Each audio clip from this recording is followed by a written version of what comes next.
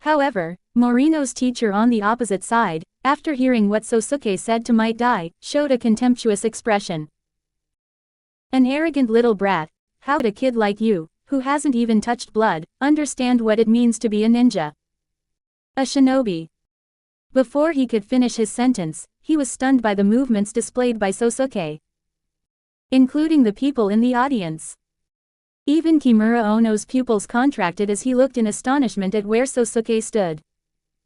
Might Die stared wide-eyed at the scene, seemingly greatly shocked. Is this also caused by taijutsu? At this moment, Sosuke still stood there calmly with his eyes closed. The dust around him trembled and floated, as if it had lost gravity. A terrifying wave of chakra slowly enveloped Sosuke. Around him, there was a deep, oppressive silence. A chilling tranquility. This was the Zanpakuto he realized during his recent training, and it was his strongest technique apart from Kyoku Suigetsu. Within the range of his Zanpakuto, he could clearly sense the movement of energy. And today's battle was a spur-of-the-moment decision to test his current level of strength. Morino's teacher on the field looked at Sosuke standing there with a very unpleasant expression. As a Chunin, he was not a fool. Seeing the momentum of Sosuke, he couldn't help but feel chilled. How could he comprehend swordsmanship at such a young age? However, his pride as a teacher didn't allow him to retreat in front of so many students. So, Morino put away his earlier underestimation and looked at Sosuke with great seriousness and caution, as if facing a real enemy. Shadow Clone Jutsu. Suddenly, 3 Morinos appeared on the field, rushing towards Sosuke from 3 different directions. One of them instantly threw several shurikens. Sensing the incoming shurikens, Sosuke's waist flashed with a white light. Clang! Clang! Several shurikens were blocked one after another by Kyoku Suigetsu, creating sparks. At the same time, the clone Morinos reached Sosuke, engaging in combat. However, the Sosuke who had trained in the strongest martial arts techniques was not easy to deal with. Under the encirclement of the 3 clones, he closed his eyes, yet his expression remained calm. In the midst of the dazzling attacks, he was at ease, wielding Kyoku Suigetsu in one hand, while his other arm, elbow, shoulder, and fist were all deadly weapons. Various martial arts techniques were vividly displayed in his hands. In no time, he easily dealt with the 3 clones. They turned into a pile of smoke. All of this seemed to leave Might Die in disbelief, as if he had witnessed a whole new realm of taijutsu. His expression showed yearning. So, there's such exquisite taijutsu. The people in the audience, after seeing Sosuke's superb martial arts skills, couldn't help but let out cheers and applause. That guy, Sosuke, actually concealed such strength. He truly deserves to be the genius who defeated Uchiha Shino. He probably didn't even use his full power in their previous battle. Tsunade watched Sosuke's graceful and agile movements on the field, and an admiring expression unknowingly appeared in her beautiful eyes, even though she might not have realized it herself. Sosuke. When did he become so powerful? Jiraiya looked at Sosuke standing on the field in astonishment and said in awe. Orochimaru, with his snake-like eyes, carefully watched Sosuke on the field. He has already reached such a level of strength. And Kimura Ono, after seeing Sosuke easily defeating several of Morino's clone, was also astonished. This child. He actually possesses such talent and strength. Just then, under Sosuke's feet, a pair of hands suddenly appeared, grabbing his legs. Earth release, crushing the heart technique. Before Sosuke could react, he was deeply dragged into the ground, leaving only his head. Morino's main body stood on the ground, once again forming hand seals. Fire release, great fireball technique. The raging flames rushed towards Sosuke like a huge canopy. No. Sosuke. Tsunade anxiously shouted. Stop. Morino. Teacher Kimura also shouted, preparing to step onto the field to block this ninjutsu. Everyone's gaze on the field was filled with concern as they watched this sudden reversal.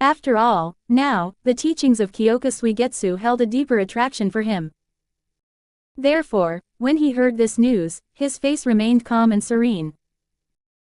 The third Hokage kept a close eye on Sosuke's expression, and seeing his lack of reaction, his evaluation of Sosuke soared even higher.